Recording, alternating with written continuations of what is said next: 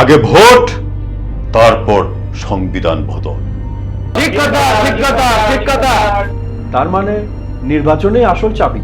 ভাই সব আপনাদের বলছি, আগে সংবিধান বদলাতে হবে, তা না হলে ভোট মানেই সেই পুরনো খেলা, যেটা আমরা মেনে নেব না, হতেও দেব না।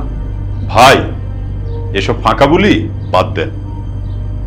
আগে নির্বাচন, নির্বাচন ছাড়া কোনো কিছুই বৈধ না, মনে রাখবেন। ঠিক কথা, ঠিক কথা, ঠিক কথা।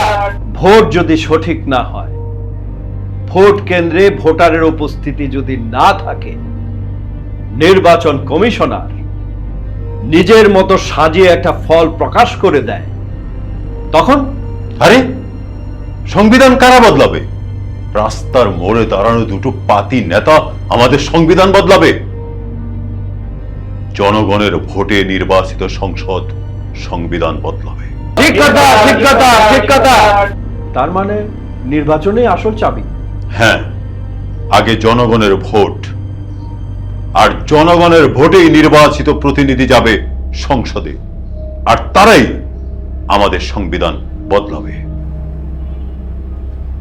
আচ্ছা, ভোট যদি সঠিক না হয়, ভোট কেন্দ্রে যদি ভোটারের উপস্থিতি না থাকে, নির্বাচন কমিশনার একটা ভোটের ফল যদি প্রকাশ করে, তখন জনগণ বিদ্রোহ করবে, ভোট কারচুপি জনগণ মেনে নেবে না। শুনুন, পুরনো ইতিহাস ভুলে যান। এখন মানুষ সচেতন, মানুষ তার অধিকার ফিরিয়ে নেবে। আমার ভোট আমি দেব, যাকে খুশি তাকে দেব। আমার ভোট আমি দেব, যাকে খুশি তাকে দেব। না ভাই, আগে আয়, তারপর নিরাপদে খেলার নিয়ম, তারপর আমরা খেলবো। কিন্তু আইন বদলাবে কারা? খেলোয়াড় ছাড়া রেফারি হয়? আগে জনগণ ভোট দিয়ে খেলোয়াড় পাঠাবে সংসদে, আর তারাই রেফারি বদলাবে।